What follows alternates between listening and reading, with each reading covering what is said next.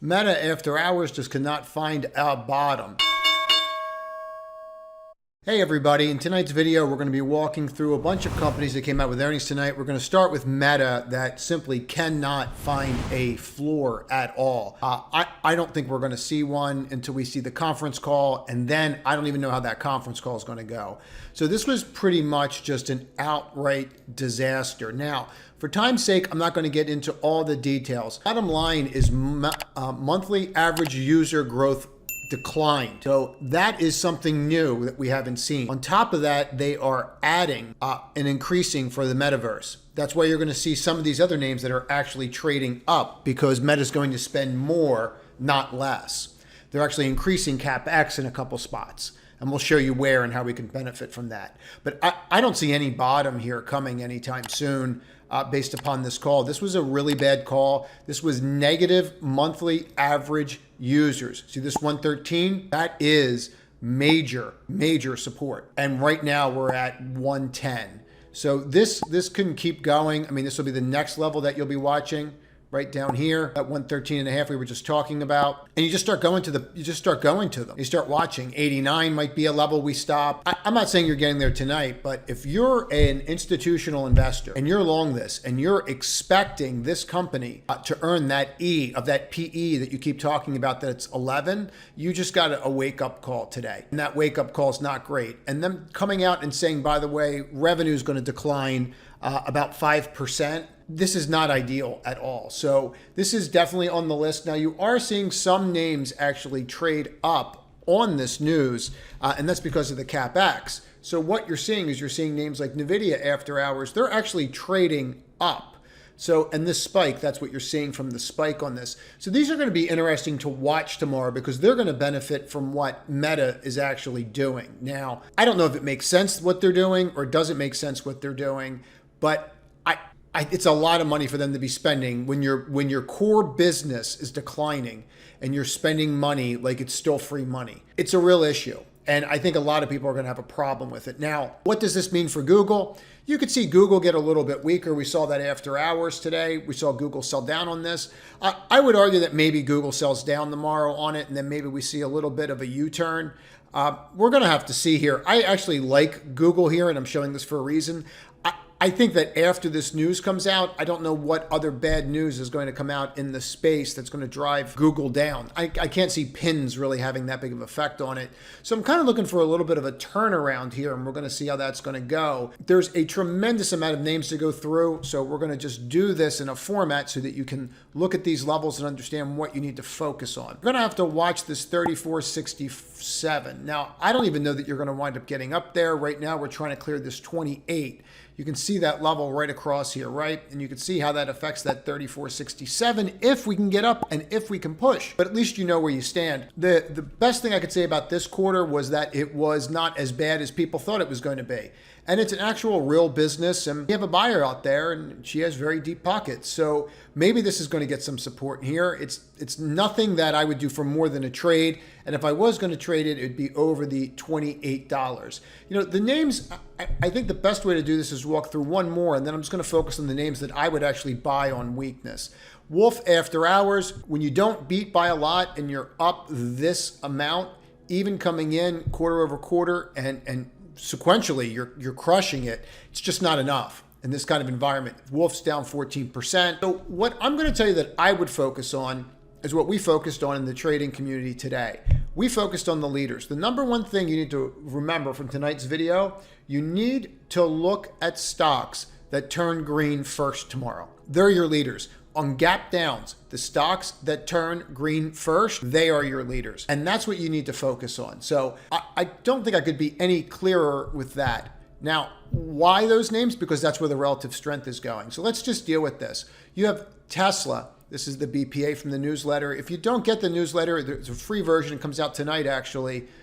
I started doing them daily, but this one will come out tonight. We'll list all the ideas that we're in. So there's a link in description. Make sure you get it. It's going to be a good one, frankly. But you can see how we're here. We had earnings. We popped up. You can see the level. You don't need me to draw it. But look at the difference in the bars. Now let's turn the pre and post off. I'm still green on the day. NASDAQ's down 2%. Higher high. Where do you want to put your money? I'm not saying it can't roll. Of course it can. Anything can happen. But if I'm hitting higher highs and the market's going down, money's flowing into that name. Don't overthink it.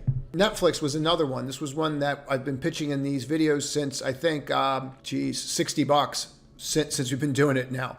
And I still think we have this 333 on the table. We have this in the newsletter, and we had been buying it in the trading community for about a week and a half now. And all we're doing is every time it pops up like a good 10 or 20 bucks or more cost is just trimming out of some. I still think you're getting here. If you see weakness in Tesla or Netflix based upon Meta tomorrow or something else tomorrow, I would be looking at buying those names. I would not say, oh, I'm going to stay away from them. The other sector that looks good, really good, and we're going to focus on some sector talk here, because I just think we're better off focusing on where you should go tomorrow versus where, what really came out with earnings and what's going to affect everything. Meta's going to rule the world until tomorrow night. And then we have a small company called Apple and Amazon that are then going to rule the roost. So keep that in mind. Now, if this doji breaks on XLF and we can come down here and we can see this, which I think you very well could tomorrow. I think you could see weakness. Tomorrow, you could see FAS trade back down to that 65.49 level. That's a level you want to watch, 65.49. Okay, watch that level. It's definitely a level that we will be focusing on in the room tomorrow. I would also tell you that you should be really looking at energy. If you're not in energy names, start looking for those. Those names look really, really strong. Some of now you have Exxon, obviously, that is coming out hitting new highs. Well, I shouldn't say new highs, right? Basically hitting, you're at new highs now, aren't we? So we've actually taken all that multi-decade high. And I just think that these companies are just going to crush it. I really do. I think they're going to absolutely crush it going into earnings. They're really poised for it between the gas stations, the lower prices, the refineries. They're set up to crush. So keep that in mind. If you're having a hard time right now, and I'm just going to keep this super simple, just focus on these 3X ETFs. Okay, they're working like a charm, right? They run up, they pull back. We've been batting this one around and we're doing quite well with it. When in doubt, this is what you want to deal with. Now, tomorrow, the pre and the post is off right now. See that line? If you break that tomorrow, you have an issue. You might want to get out of the way because the best case scenario is you have like you come up halfway up this line. The chances of a bullish engulfing on any given day are like less than 10% after you gap down. They're not as common as people think they are. Like in other words, when you gap down here on this doji and then you come and you encapsulate that whole bar, that's not normal. That's not normal behavior. So if you see something like that again tomorrow, it means the market's very strong. I will be leaning long again tomorrow until they tell me that I'm wrong. The only way that I'm going to feel that I'm wrong on my long positions is the bond market. And I'll walk through that in a moment. But SPXL was another one that we bought the DTL breakout and going. 3X bull ETF. If you're having a hard time because of the volatility and what's going on with earnings, and some of these earnings are just an outright dumpster fire, and some of them are excellent. So it's not like you're having, right? It's not like you're just having across the board bad earnings, right? But if you're having trouble differentiating how to trade these, I would look at these two funds. And I do want to say this, ENPH was something that we did not go near today. People did trade it in the trading community. Not my idea. I just don't like buying things that are up that much in this kind of tape.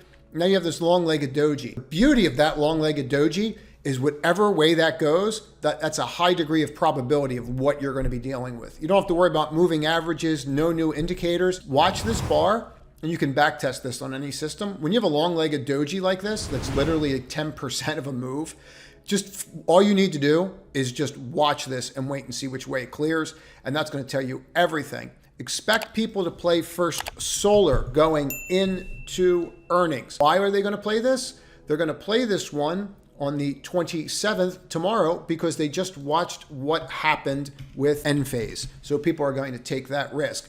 Bond market continues to drop. Until the bond market starts rallying, I still like equities. I just think you need to be careful on which equities you're buying. That's all I have. Please comment if you like this format. I do like the idea of me giving you more actionable ideas instead of just regurgitating the information that you can read, but I do think some color is helpful, right, as to what people are seeing and what the issues are. That's it, everyone. Have a great night.